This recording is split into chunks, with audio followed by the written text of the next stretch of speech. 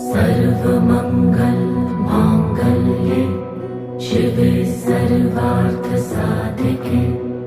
शरण्ये त्र्यंबके गौरी नारायणी नमोस्तुते। या देवी सर्वभूतेषु विष्णुमायेति शक्तिता नमस्तस्यै नमस्तस्यै नमस्तस्यै नमो नमः। या देवी सर्वभूतेषु चैतन्येत्यभिधीयते